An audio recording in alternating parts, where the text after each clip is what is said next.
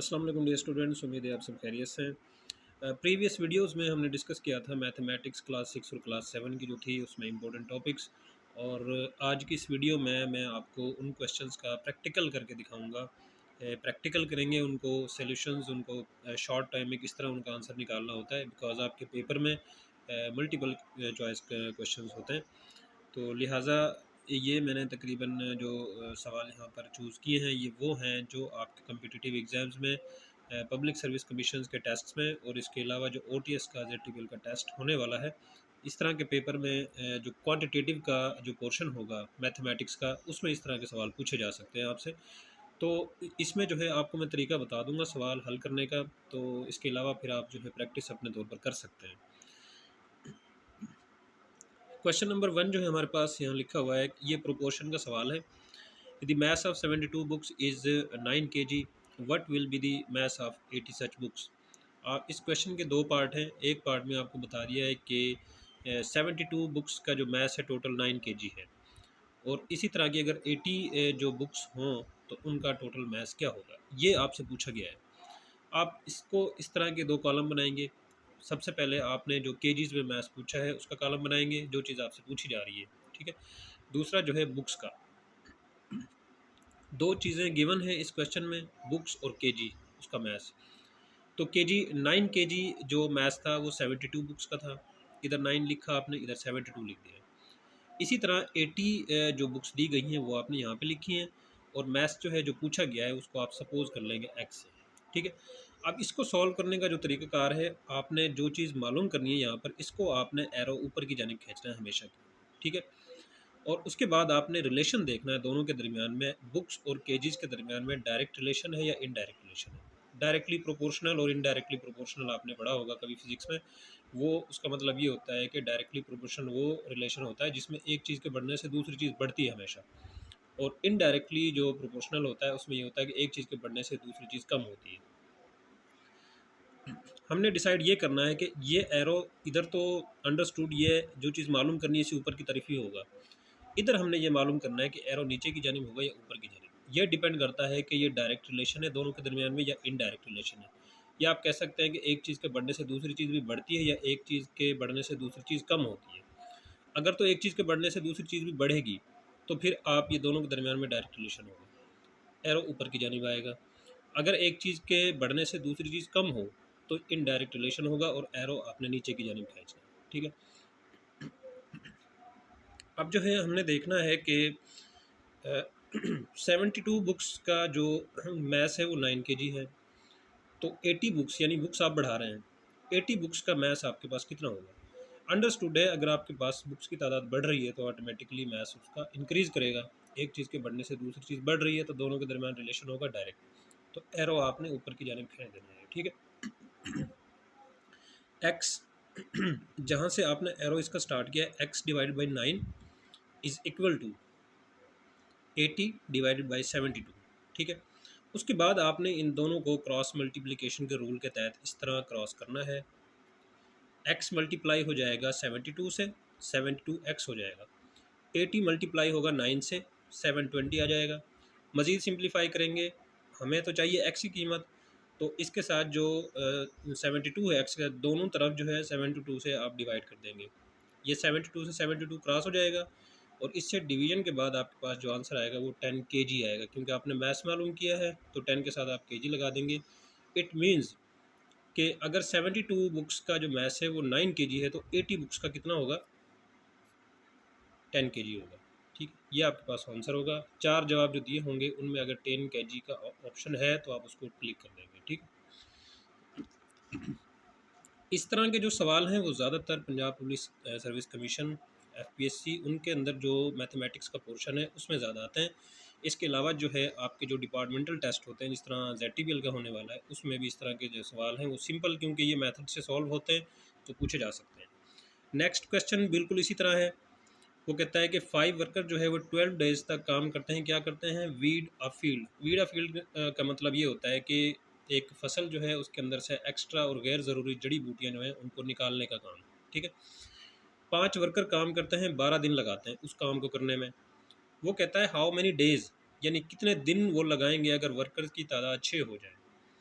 तो आप बिल्कुल यहाँ पर दो टर्म्स दी हुई हैं, वर्कर्स बताए गए हैं और डेज बताए गए हैं। इट मीन्स कि हमारे पास कॉलम वर्कर्स और डेज का बनेगा।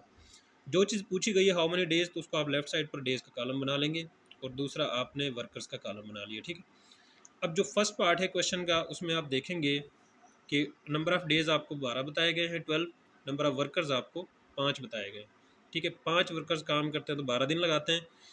और अगर जो है नेक्स्ट पार्ट में 6 वर्कर यानी वर्कर बढ़ा दिए जाएँ तो एक्स आपने यानी वो कितने दिन लगाएंगे, डेज आपने एक्स इसको सपोज कर लेना है।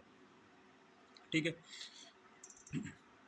नेक्स्ट हमारे पास जो तरीका है, आपने इसको करना है एरो के ज़रिए। एक्स जो चीज़ मालूम करनी है, एरो ऊपर की जानिब होगा, ये एरो तो आपने वैसे ही लगाना है। उसके बाद आपने देखना है दोनों के दरमियान डायरेक्ट रिलेशन है या इनडायरेक्ट रिलेशन है। 5 वर्कर अगर 12 दिन लगाते हैं तो 6 वर्कर कितने दिन लगाएंगे। अगर वर्कर्स की तादाद बढ़ रही है तो ऑटोमेटिकली दिन कम लगेंगे। एक चीज़ के बढ़ने से दूसरी चीज़ कम हो रही है, इट मीन्स कि दोनों के दरमियान इनडायरेक्ट रिलेशन है।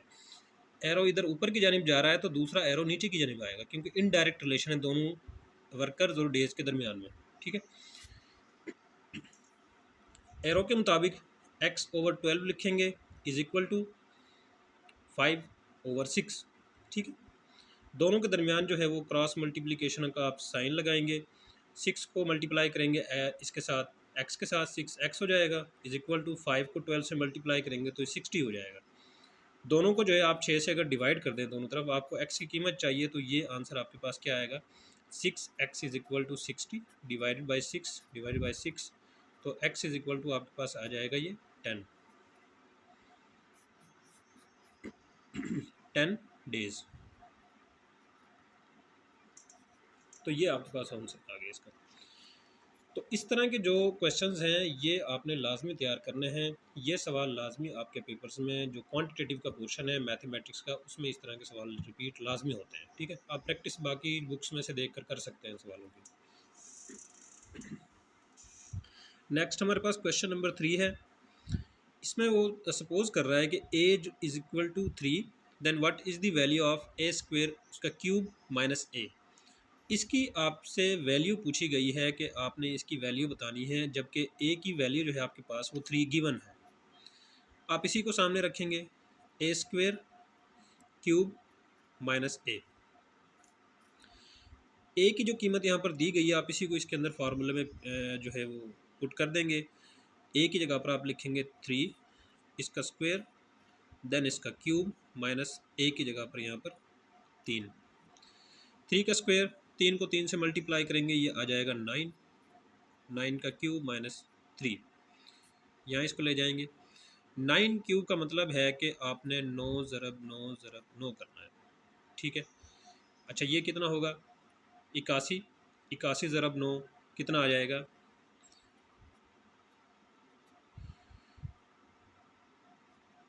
729।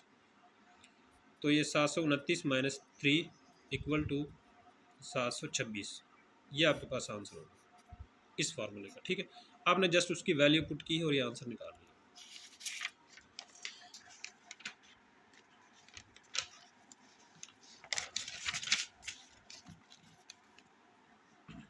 नेक्स्ट हमारे पास क्वेश्चन नंबर 4 है। If y is equal to x, उसके ऊपर जो है x माइनस 1 स्क्वेयर लिखा हुआ है और x की वैल्यू आपको 3 बता दी गई है, y की वैल्यू उसने आपसे पूछी है। यहाँ पर ऑप्शन गिवन है, y जो है वो 40 है, y 27 है, y 81 है, या y 243 है। सिंपल ये है कि आपने इसके अंदर फार्मूले के अंदर ये x की जो वैल्यू गिवन है ये पुट करनी है। x की जगह पर 3 लिखेंगे, ऊपर जो है x की जगह पर 3 माइनस 1 उसका स्क्वायर, 3, ये 2 आ जाएगा, इसका स्क्वायर 3, 2 का स्क्वायर 4। अब 3 जो इसका 4 है, इसका मतलब ये होगा कि 3 को आपने 4 दफ़ा मल्टीप्लाई करना है, 9, 27 और ये 81। ठीक है, तो इसका आंसर आएगा आपके पास 81। ये आपकी y की वैल्यू, इसमें ऑप्शन जो गिवन है सी आपके पास, ये ठीक होगा। ठीक है, नेक्स्ट हमारे पास क्वेश्चन नंबर 5 है। इसमें अननाउन जो है वो आपने मालूम करना है। ये प्रोपोर्शन के क्वेश्चन है, क्लास 8 की जो मैथमेटिक्स की बुक्स है वहाँ से ये सवाल मैंने उठाए हैं। अक्सर जो है आपसे पीपीएससी के और बाकी जो एग्ज़ाम्स रिटन टेस्ट होते हैं उनमें आपसे ये पूछ लिए जाते हैं। तो आप इनको सॉल्व किस तरह करेंगे?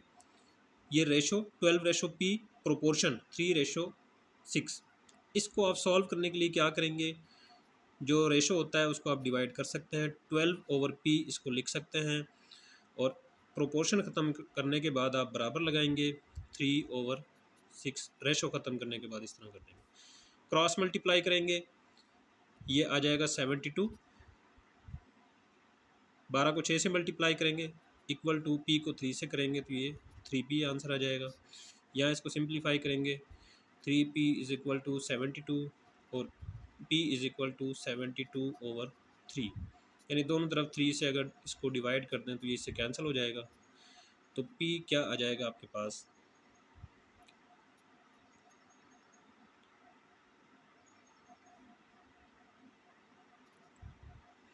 24। ठीक है, तो इस सिंप्लीफाई करने के बाद आपके पास p की जो वैल्यू 24 आ गई। इसी तरह का सवाल है आपके पास 8:x प्रोपोर्शन x:18। सिंप्लीफाई इसको करेंगे, 8/x is equal to x/18। ठीक है, x को x के साथ क्रॉस मल्टीप्लाई करेंगे, 8 को 18 के साथ करेंगे तो ये x² हो जाएगा इज इक्वल टू 18 ज़रब 8। इसको आप करके भी देख लें इस तरह, 144। अच्छा, इसका स्क्वायर रूट लेंगे क्योंकि हमें सिर्फ x चाहिए, तो दोनों तरफ जो है आप स्क्वायर रूट लेंगे, x² under root 124 under root, ये इससे कैंसिल हो जाएगा, x इज इक्वल टू 12, ये इसका आंसर होगा। इस तरह सिंप्लीफाई आपने इसको करना है। यहाँ पर ऑलरेडी गिवन है, यहाँ जो प्रोपोर्शन है उसको इस तरह उन्होंने बना के लिखा हुआ है, 2/5 इज इक्वल टू p/20। यहीं आप इसको क्रॉस मल्टीप्लाई कर दें, ये हो जाएगा 20 को 2 से मल्टीप्लाई करेंगे तो ये 40 हो जाएगा इज इक्वल टू p को 5 से 5p हो जाएगा। तो आप इसको करेंगे कि p इज़ इक्वल टू दोनों तरफ 5 से डिवाइड कर देंगे, ये कैंसिल हो जाएगा और ये इसका आंसर आ जाएगा 8। बिल्कुल सिंपल क्वेश्चन है, ज़्यादा टाइम नहीं लगता इनके ऊपर, इसलिए जो है क्वांटिटेटिव के पोर्शन में सवाल डाल दिए जाते हैं। इसको सिंप्लीफाई करेंगे, 10p हो जाएगा, ये इज इक्वल टू 15 हो जाएगा, p इज इक्वल टू 15/10 हो जाएगा। आप इसको 5 से जो है वो डिवाइड कर सकते हैं, ये 3 आ जाएगा, ये 2 आ जाएगा, तो p की वैल्यू आपके पास 3/2 यानी 3/2 ये आ जाएगा। नेक्स्ट क्वेश्चन हमारे पास है क्वेश्चन नंबर 6। इसमें जो है सीक्वेंस मालूम करनी है, ये जो है आपका एक इंटेलिजेंस का सवाल भी हो जाता है, क्वांटिटेटिव का भी हो जाता है। यहाँ आपने थोड़ा सा दिमाग का इस्तेमाल करना है कि एक सीक्वेंस नंबर्स की दी हुई है, बीच में जो है खाली जगह का मतलब है यहाँ एक नंबर आएगा जो आपने इसको फिलअप करना है, वहाँ पर ऑप्शंस आपको दिए होंगे जो आपने चूज़ करना है इसको। इन दोनों के दरमियान में डिफरेंस देखें, 3 और 1 के दरमियान 2 का डिफरेंस है, इन दोनों में डिफरेंस 4 का है, 3 और 7 का। अच्छा, इन दोनों के दरमियान 13 और 7 का जो डिफरेंस है वो क्या है, 6 बनता है। इट मीन्स यहाँ एक ऐसा नंबर आएगा, देखें 2 4 6, यानी 2 2 बढ़ते जा रहे हैं, 2 से 4 हो गया, 4 से 6 हो गया। इट मीन्स यहाँ जो खाली जगह में जो नंबर हमने लिखना है तो वो ऐसा नंबर होना चाहिए जिसमें 8 का डिफरेंस होना चाहिए, यानी 6 के बाद 8 आता है। आप इसमें 8 जमा करेंगे, कितना हो जाएगा, वो 21 होगा यकीनन, तो यहाँ पर 21 होगा। 21 में से 13 लेस करते हैं तो क्या आपके पास आंसर आता है, 8 का आता है। ठीक है, इसी तरह 8 के बाद आप मज़ीद अगर इसको चेक करना चाहें तो ये तो डिफरेंस यहाँ पर आ जाएगा 8, 6 के बाद 8। नेक्स्ट आपके पास 10 का डिफरेंस होना चाहिए, 21 और 31 के दरमियान जो डिफरेंस है वो 10 का है। इट मीन्स कि आपने 21 ठीक लिखा है, सही है। इसी तरह बिल्कुल ये है 28, 24, 20, 16 ये कम होते जा रहे हैं, तो यहाँ पर क्या आएगा, ये आपसे पूछा गया है। दोनों में आपने डिफरेंस देखना है, 24 और 28 में 4 का डिफरेंस है, 20 और 24 में फिर 4 का डिफरेंस आ गया, 16 और 20 में जो है फिर 4 का डिफरेंस आ गया। यहाँ पर क्या आना चाहिए कि 4 का डिफरेंस हो, 12 आना चाहिए। यहाँ पर 12 और 16 के दरमियान में भी 4 का डिफरेंस होगा, तो ये 12 जो है इसका आंसर ठीक बनेगा। ठीक है, इस तरह के क्वेश्चन जो है वो आपने करने हैं लाजमी। Find the value of x, यहाँ पर एक्स की वैल्यू पूछी गई है। आप ये अलजेब्रा के जो क्वेश्चन हैं वो स्टार्ट हो गए। तो इस तरह के क्वेश्चन छोटी छोटी स्टेटमेंट दे दी जाती हैं और आपसे पूछा जाता है एक्स की या वाई की वैल्यू जो है वो पूछे जाते हैं। 3x + 4 is equal to 1। आप इसको जो है वो सिंप्लीफाई करेंगे। 3x, 4 को इधर लेके जाएंगे, माइनस हो जाएगा, इज इक्वल टू 1 - 4, ये -3 हो जाएगा। ठीक है, इसको चलो यहाँ पर जगह कम है इसलिए यहाँ पर 3x is equal to -3। x निकालने के लिए क्या करेंगे, 3 से डिवाइड कर देंगे, 3 से 3 कैंसिल हो जाएगा, x इज इक्वल टू ये 3 से कैंसिल, -1 जो है वो x की वैल्यू आपके पास आ जाएगी। बिल्कुल इसी तरह ये वाला आपने करना है। 2x - 1 equal to 1। आप क्या करेंगे, 2x एक को इस तरफ लेके जाएंगे, प्लस हो जाएगा, 1 + 1 ये कितना हो जाएगा 2। इसी तरह x की वैल्यू निकालने के लिए दोनों तरफ 2 से आप डिवाइड कर देंगे, तो x जो है वो आपके पास आ जाएगा इक्वल टू 1। इस तरह ये वाला सवाल होगा। आपने क्या करना है, 5x एक को इस तरफ लेके जाएंगे, ये 5 हो जाएगा। ठीक है, आपको चाहिए x की वैल्यू, दोनों तरफ 5 से डिवाइड कर देंगे, ये इससे कैंसिल हो जाएगा, x is equal to 1। 5 divide by 5 is equal to 1। मैंने आपको प्रीवियस वीडियो में बताया था सर्कल और उनके जो है पैरामीटर्स बताए थे, एक सर्कमफेरेंस मालूम करने का बताया था और एरिया वगैरह मालूम करने का फार्मूला बताया था। तो ये जो है आपने इसमें एक क्वेश्चन दिया हुआ है, find the area of a circle whose radius is 7 centimetre. मैंने आपको कल बताया था कि फार्मूला के मुताबिक आपको रेडियस की वैल्यू दी जाएगी अगर आपसे वो एरिया पूछता है।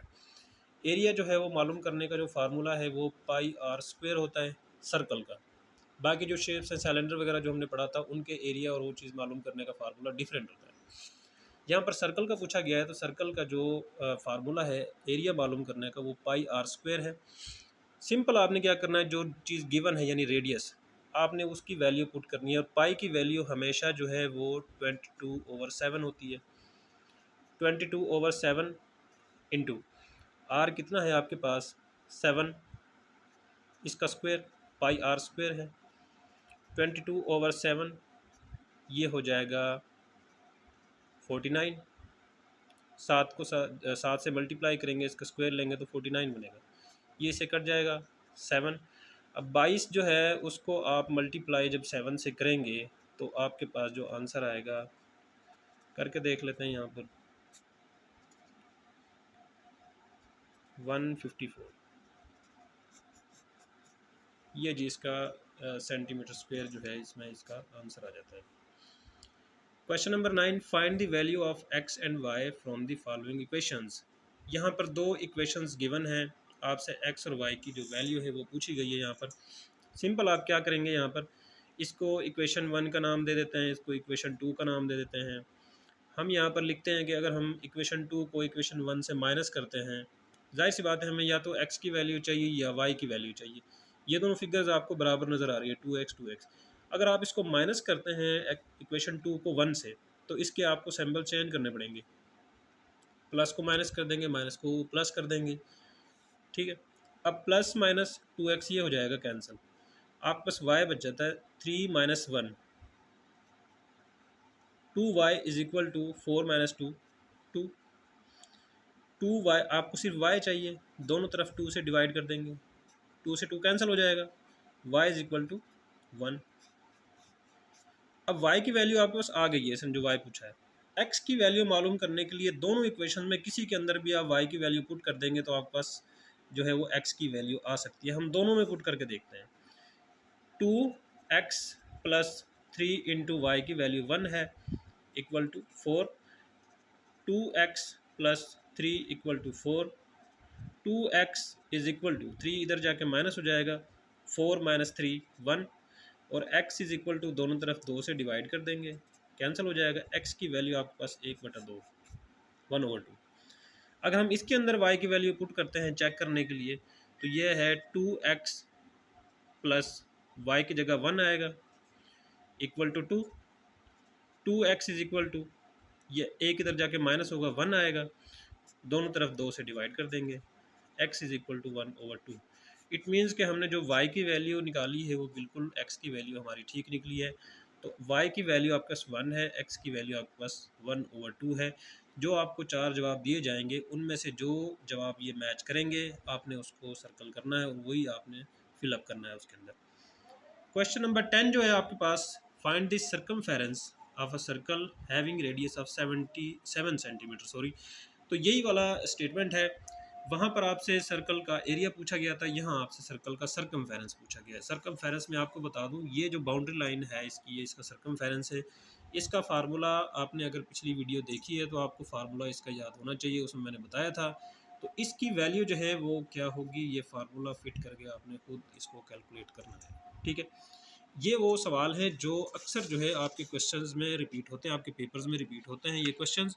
आपने इस तरह के क्वेश्चंस की प्रैक्टिस लाजमी करनी है, और वक्तन फ़वक्तन अगर मुझे मौका मिला तो मज़ीद कुछ सवाल जो है उनकी मैं आपको बता दूंगा उनके बारे में, तो वो भी आप उनकी प्रैक्टिस कर सकते हैं। लिहाजा ये जो है आपने लाजमी तैयार करना है ये वाला क्वेश्चन, ठीक है।